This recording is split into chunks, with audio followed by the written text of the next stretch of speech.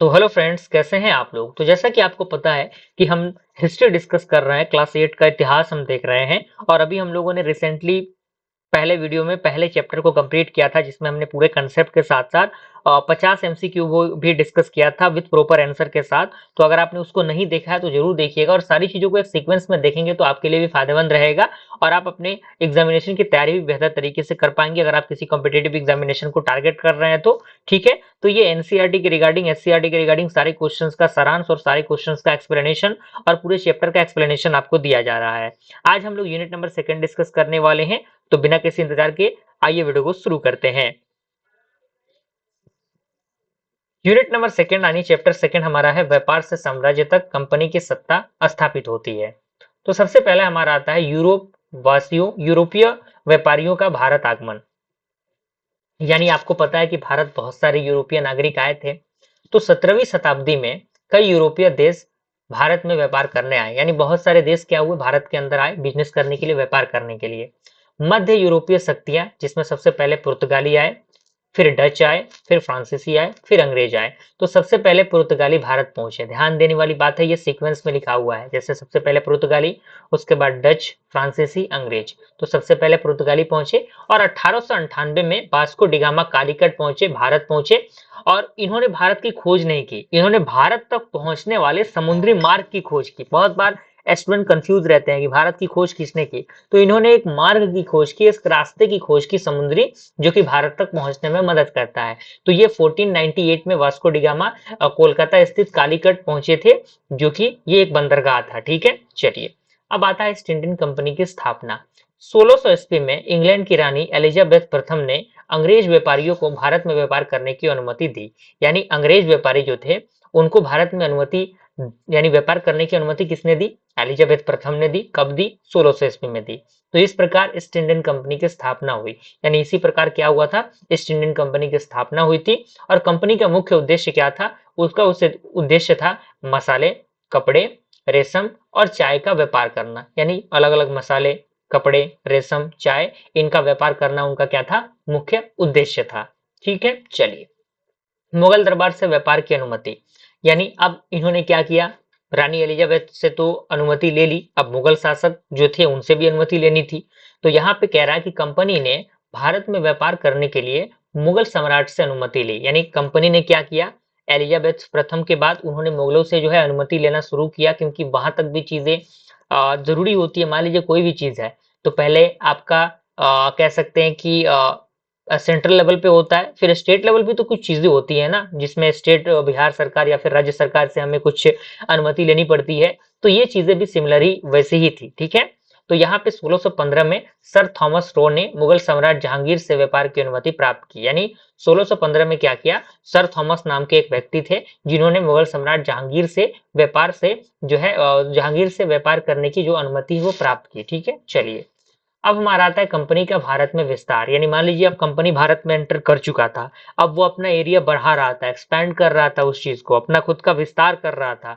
तो धीरे धीरे कंपनी ने भारत में कई कारखाने यानी फैक्ट्रीज और व्यापारिक केंद्र स्थापित किए। यानी कंपनी ने क्या किया, धीरे धीरे भारत के अंदर बहुत सारे व्यापारिक केंद्र स्थापित किए, अलग अलग फैक्ट्रीज को बसाया। ठीक है, चलिए जिसमें आपके प्रमुख केंद्र आपके सूरत थे, फिर मद्रास बना, फिर मुंबई, फिर कलकत्ता। ठीक है, यानी बंबई पहले हम इसे कहते थे, आज हम मुंबई कह रहे हैं। तो ये सूरत, मद्रास, ये सारे कहीं ना कहीं क्या थे, इंडस्ट्रियल एरियाज थे। आज के दौर में भी बहुत सारे इंडस्ट्रीज आपको देखने को मिल जाएंगी। अगला हमारा है प्लासी का युद्ध, जो कि आपका 1757 में प्लासी का युद्ध हुआ था। तो यहाँ पे कह रहा है कि कंपनी की शक्ति बढ़ाने में प्लासी का युद्ध महत्वपूर्ण था। यानी जो कंपनी थी उसकी शक्ति बढ़ाने के लिए किसका युद्ध महत्वपूर्ण था? प्लासी का युद्ध महत्वपूर्ण था। युद्ध के बीच अंग्रेज सेना का नेतृत्व कौन कर रहा था? रॉबर्ट क्लाइव जो है वो अंग्रेजी सेना का नेतृत्व कर रहा था। और बंगाल के नवाब सिराजुद्दौला यहाँ पे युद्ध के बीच यहाँ पे इस युद्ध में अंग्रेजों की जीत हुई। यानी ये जो युद्ध हुआ प्लासी का युद्ध, ये सिराजुद्दौला और जो हमारे रॉबर्ट क्लाइव थे यानी अंग्रेज जो थे उनसे ये युद्ध हुआ, जिसमें अंग्रेजों की निश्चित रूप से जीत हुई थी। और यह युद्ध बैटल ऑफ प्लासी के नाम से प्रसिद्ध है। यानी ये युद्ध प्लासी के युद्ध के नाम से प्रसिद्ध है, बैटल ऑफ प्लासी, जो कि 1757 में हुआ था। और इस युद्ध के दौरान जो सिराजुद्दौला थे उनकी मृत्यु हो गई थी। और उसका मुख्य कारण कौन था? इनका ही सेनापति था सिराजुद्दौला का, जिसका नाम था मीर जाफर। उसके वजह से ही उनकी जो हत्या है, उनकी जो मृत्यु है वो हो पाई थी। और उनके बाद इसी को जो है वहां का नवाब नियुक्त किया गया था सिराजुद्दौला के बाद, मीर जाफर को ही। ये भी पॉइंट आप लिख लीजिएगा कहीं पे, ठीक है ना। अब हमारा आता है बक्सर का युद्ध, जो कि आपका 1764 यानी 1764 में हुआ था। पलासी के बाद कंपनी की शक्ति और बढ़ गई, यानी जब कंपनी ने पलासी का युद्ध जीत लिया अंग्रेजी शासन ने, तो वहां पे उनका जो कह सकते हैं कि पावर और भी इंक्रीज हुआ।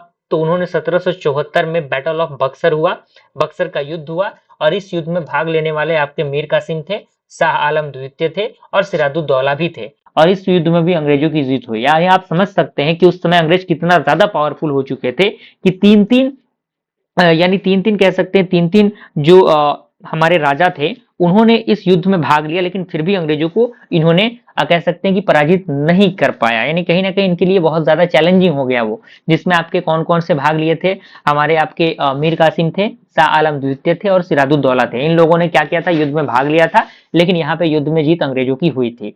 अब आता है हमारा दीवानी अधिकार, जो कि आपका 1765 में। यहाँ पे कह रहा है कि बक्सर के युद्ध के बाद मुगल सम्राट शाह द्वितीय ने कंपनी को बंगाल, बिहार और उड़ीसा का क्या किया, अधिकार दे दिया। ठीक है, तो यहाँ पे वो चीजें आपकी दी हुई हैं। तो यहाँ पे शाह आलम द्वितीय ने कंपनी को क्या किया, बंगाल, बिहार और उड़ीसा की दीवानी जो यानी उसके अंदर जो राजस्व वसूली हो रही थी उनके द्वारा, उनका अधिकार इन्होंने दे दिया, क्योंकि मजबूरन थे ये। मजबूर इसलिए थे क्योंकि इन्होंने पराजय का सामना किया था। इससे कंपनी काफी ज्यादा शक्तिशाली बन गई, ध्यान दीजिएगा। अब यहाँ पे आता है कंपनी की नीति। अब कंपनी ने कुछ नीतियां बनानी शुरू की। अब यहाँ पे कह रहा है कंपनी ने अपनी सत्ता मजबूत करने के लिए कई नीतियां अपनाई, जिसमें मुख्य नीति आपके थी सहायक संधि, जिसे हम लोग सब्सिडरी अलायंस कहते हैं। विलय नीति, जो कि आपका डॉक्ट्रिन ऑफ लैप्स होता है।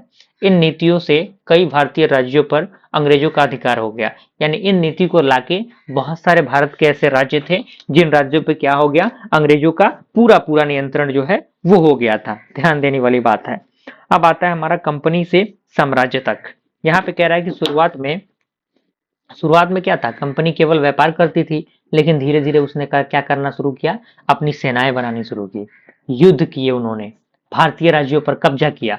कंपनी का मेन पर्पस क्या था, हमने स्टार्टिंग में देखा कि कंपनी तो आए थे व्यापार करने के लिए भाई, एलिजाबेथ प्रथम से, उसके बाद जहांगीर से उन्होंने क्या किया, अनुमति ली, जिसके बाद उन्होंने अपने व्यापार, अपने फैक्ट्रीज को स्थापित किया। लेकिन जैसे ही वो चीजें इंक्रीज हुई, उन्होंने अपना सत्ता कायम किया और अपनी सेना बनानी तैयार की, युद्ध किए और भारतीय राज्यों पर कब्जा किया। इस प्रकार व्यापार से साम्राज्य तक कंपनी की शक्तियां बढ़ गई। यानी व्यापार से लेकर साम्राज्य तक क्या हुआ, कंपनी की जो सत्ता थी वो काफी ज्यादा बढ़ गई, शक्तियां भी काफी बढ़ गई। अब यहाँ पे समरी टेबल दिया हुआ है, समरी दिया हुआ है, जो कि लास्ट में ये चीजें आपको पता होनी चाहिए। यूरोपीय व्यापार, भारत में व्यापार, यानी जो व्यापारी थे भारत में व्यापार करने आए। अंग्रेजों ने ईस्ट इंडियन कंपनी की स्थापना की। और battle of Plassey and battle of Buxar आपको पता ही होना चाहिए। एक आपका 1757 में हुआ था यहाँ पे, 1857 का युद्ध भी हुआ था, ठीक है ना। और यहाँ पे 1765 में कंपनी को दीवानी अधिकार मिले, और धीरे धीरे कंपनी ने क्या किया, भारत में अपना साम्राज्य स्थापित करना शुरू कर दिया। ठीक है, अब आते हैं हम लोग इसके ऑब्जेक्टिव क्वेश्चन पे। एमसीक्यू क्वेश्चन देख रहे हैं हम लोग, इसके एमसीक्यू क्वेश्चन क्या है, किस प्रकार के क्वेश्चन पूछे जाते हैं। ठीक है, तो चलिए हम देखते हैं क्वेश्चंस को। सबसे पहला क्वेश्चन मैंने आंसर भी लिख दिया है, ताकि आपको कोई परेशानी दिक्कत ना हो और आप आसानी से इन सारे क्वेश्चंस को कंप्लीट कर लें। ठीक है ना, तो चलिए देखते हैं। कह रहा है भारत में सबसे पहले कौन से यूरोपीय व्यापारी आए। मैंने आपको बताया था कि सबसे पहले पुर्तगाली आए, डच आए, फ्रांसीसी आए, अंग्रेज आए। तो सबसे पहले पुर्तगाली हो जाएगा, ऑप्शन नंबर डी। 1498 में भारत कौन पहुंचे, ये तो गलत नहीं होना चाहिए भाई, वास्को डी गामा पहुंचे। ईस्ट इंडियन कंपनी की स्थापना कब हुई, 1600 ईस्वी में हुई थी, एलिजाबेथ प्रथम की अनुमति के द्वारा। उसके बाद ईस्ट इंडियन कंपनी को व्यापार की अनुमति किसने दी, एलिजाबेथ प्रथम ने दी, ऑप्शन नंबर ए। मुगल दरबार में अंग्रेज दूत कौन था, अंग्रेज दूत कौन था, बिल्कुल सर थॉमस रॉय जो थे वो अंग्रेज दूत थे, जो कि मुगल दरबार में गए थे और जहांगीर से उन्होंने अनुमति ली थी। बैटल ऑफ पलासी, पलासी का युद्ध कब हुआ था, 1757 में हुआ था। और पलासी के युद्ध में अंग्रेज का नेतृत्व किसने किया था, रॉबर्ट क्लाइव ने जो थे उन्होंने अंग्रेजों का नेतृत्व किया था। और पलासी के समय बंगाल का नवाब सिराजुद्दौला थे। ठीक है, और सिराजुद्दौला से ही युद्ध हुआ था, जिसमें उनकी हार हुई थी सिराजुद्दौला की। ठीक है, ऑप्शन नंबर ए यहाँ पे हो जाएगा। अगला क्वेश्चन कह रहा है कि पलासी के युद्ध के बाद बंगाल का नवाब किसे बनाया गया, मीर जाफर मैंने आपको बताया था, ध्यान दीजिएगा, मीर जाफर बताया था ना मैंने, बिल्कुल, तो ऑप्शन नंबर बी हो जाएगा। इसीलिए मैंने कहा था कि आप उसको लिख लीजिएगा।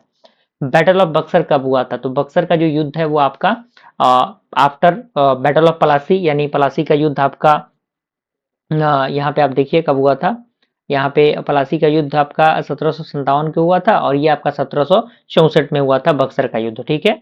1764 बक्सर के युद्ध में अंग्रेज के खिलाफ कौन लड़ा, तो ये आपके सिराजुद्दौला भी लड़े, मीर कासिम भी लड़े और शाह आलम द्वितीय भी लड़े, यानी सभी ने जो है वो जंग में भाग लिया था। बक्सर के युद्ध में किसकी जीत हुई, तो बक्सर के युद्ध में अंग्रेजों की जीत हुई भाई, सिंपल सी बात है, ऑप्शन नंबर सी हो जाएगा। और 1765 में अंग्रेज कंपनी को क्या अधिकार मिला, दीवानी अधिकार मिला, यानी वो अलग अलग राज्यों से वसूली कर सकता था। ध्यान दीजिएगा, दीवानी का अर्थ क्या होता है, राजस्व वसूलना, मैंने बताया अभी आपको। Option number B. कंपनी को दीवानी अधिकार किसने दिए, तो कंपनी को दीवानी अधिकार शाह आलम द्वितीय ने दिया था, ऑप्शन नंबर बी हो जाएगा, ठीक है। अब कह रहा है कि कंपनी ने भारत में सबसे पहले व्यापारिक केंद्र कहाँ बनाया, तो बिल्कुल मैंने आपको बताया था, एक सीक्वेंस में चीजें मैंने बताई थी, तो सूरत में सबसे पहले उन्होंने क्या किया था, व्यापारिक जो केंद्र है वो स्थापित किया था, ठीक है। धीरे धीरे दिल्ली, कोलकाता, बम्बई, ये सारी चीजें भी उनके क्षेत्र में आने लगी, तो सबसे पहले सूरत में किया था, ठीक है।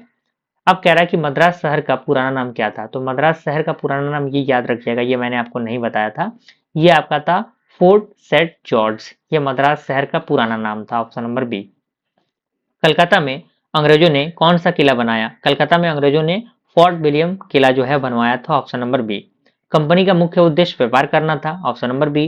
भारत अंग्रेज में किस वस्तु का व्यापार करते थे, सारे वस्तुओं का, जैसे मसालों का भी, कपड़ा का भी, रेशम का भी, ऑप्शन नंबर डी हो जाएगा, उपरोक्त सभी। पलासी का युद्ध किस राज्य में हुआ था, पलासी का युद्ध आपके बंगाल के राज्य में हुआ था, बंगाल में हुआ था। बक्सर का युद्ध किस राज्य में हुआ था, तो बक्सर का युद्ध जो था वो बिहार में हुआ था, बिहार में बक्सर है, आपने सुना होगा उसको। कंपनी ने भारत में अपनी शक्तियां कैसी बढ़ाई, कैसी बढ़ाई, बिल्कुल सारी चीजों के अकॉर्डिंग, युद्ध करके भी, व्यापार करके भी और राजनीति करके भी इन्होंने क्या किया, अपना जो सत्ता है उसको, अपनी शक्ति जो है उसको बढ़ाई थी। सहायक संधि किसने शुरू की, सहायक संधि जो है वो लॉर्ड वेलेस्ली जो थे उन्होंने शुरू की थी, ऑप्शन नंबर ए हो जाएगा। अगला क्वेश्चन कह रहा है कि विलय की नीति किसने लागू की, तो विलय की नीति किसने लागू की, बिल्कुल रॉबर्ट डलहौजी ने जो था विलय की नीति इन्होंने लागू की थी। अंग्रेजों ने भारत में क्या बनाया, अंग्रेजों ने भारत में सेना भी बनाया, किले भी बनाए, व्यापारिक केंद्र भी बनाया, उपयुक्त सभी हो जाएगा। कंपनी ने भारत में क्या स्थापित किया, तो कंपनी ने भारत में अपना व्यापारिक केंद्र भी, कारखाने भी, किले भी स्थापित किए, ऑप्शन नंबर डी। अंग्रेजों का मुख्य उद्देश्य क्या था, उनका मुख्य उद्देश्य व्यापार करना था, और भारत में अंग्रेजों का पहला कारखाना कहाँ था, सूरत में था। पलासी के युद्ध के बाद अंग्रेजों की स्थिति कैसी हुई, काफी मजबूत हुई, ऑप्शन नंबर बी। बक्सर में युद्ध के बाद अंग्रेजों की शक्ति कैसी हुई, ये क्या हुई, ज्यादा हुई भाई, बक्सर का युद्ध भी तो वो जीते थे ना। कंपनी को दीवानी अधिकार किन क्षेत्रों में मिला, बिहार में भी मिला, बंगाल में भी मिला, उड़ीसा में भी मिला, यानी सभी में। अगला क्वेश्चन कह रहा है, यहाँ पे कह रहा है कि अंग्रेजों ने भारत में क्या बनाया, तो ये सभी बनाए, यानी किले भी बनाए, कार्यालय भी बनाया, सेना भी बनाया, ठीक है। और अंग्रेजों ने की सेना का नेतृत्व कौन करता था, ये जनरल करते थे, ऑप्शन नंबर बी हो जाएगा।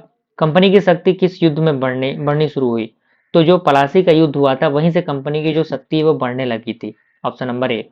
भारत में अंग्रेजों का शासन कब मजबूत हुआ, तो भारत में अंग्रेजों का शासन पलासी के बाद, बक्सर के बाद और दीवानी के मिलने के बाद क्या हुआ था, काफी अधिक मजबूत हो गया था, ऑप्शन नंबर डी हो जाएगा। कंपनी ने किससे कर वसूला, कंपनी ने किसानों से कर वसूला, व्यापारियों से, जमींदारों से, ऑप्शन नंबर डी। कंपनी की सेना में कौन शामिल थे, तो कंपनी की सेना में भारतीय सैनिक भी शामिल थे और अंग्रेजी सैनिक भी शामिल थे, ऑप्शन नंबर सी हो जाएगा, ठीक है। कंपनी का शासन कहां से शुरू हुआ, तो कंपनी का शासन जो था वो बंगाल से शुरू हुआ। कंपनी ने किसके माध्यम से शासन किया, तो कंपनी ने प्रशासन के माध्यम से, सेना के माध्यम से और कर प्रणाली के माध्यम से, यानी तीनों आपका हो जाएगा, यानी उपरोक्त सभी आपका हो जाएगा, इनके माध्यम से शासन किया। अगला हमारा क्वेश्चन कह रहा है कि अंग्रेजों का भारत में पहला व्यापारिक केंद्र कहाँ था, सूरत था। कंपनी ने भारत में क्या स्थापित किया, व्यापार, शासन, सेना, तीनों, ऑप्शन नंबर डी। अंग्रेजों का मुख्य लक्ष्य क्या था, व्यापार था। कंपनी की शक्ति कैसी बढ़ी, सभी, यानी युद्ध से भी, राजनीति से भी और व्यापार से भी। अंग्रेजों ने भारत में क्या किया, उन्होंने व्यापार भी किया, युद्ध भी किया, शासन भी किया, ऑप्शन नंबर डी। कंपनी का शासन कब शुरू हुआ, कंपनी का शासन जो है वो तीनों, यानी ये तीनों जब युद्ध हुए थे, तीनों जो फॉर्मेशन हुआ था तब इनका जो शासन है काफी मजबूत हुआ। और अंग्रेजों ने भारत में क्या बनवाया, किले, व्यापारिक केंद्र, सेना, सभी बनवाए इन्होंने। और बंगाल की शक्तियां कहाँ सबसे पहले बढ़ी, यानी अंग्रेजों की शक्तियां, सॉरी, सबसे पहले बंगाल में ही बढ़ी। और अगला क्वेश्चन है कि कंपनी की सत्ता कैसे स्थापित हुई, ये सारे हो जाएंगे। और एक यह अध्याय किस बारे में है, तो ये जो अध्याय हमारा था वो कंपनी का व्यापार के बारे में, अंग्रेजों का शासन के बारे में और कंपनी की सत्ता के बारे में। ठीक है, तो इस तरीके से हम लोगों ने दूसरे चैप्टर को अच्छी तरीके से कंप्लीट किया। अच्छा खासा रिस्पॉन्स आप दिखाइए ताकि जल्द ही हम लोग यूनिट नंबर थर्ड जो है चैप्टर थर्ड को अपलोड कर सके। Thank you.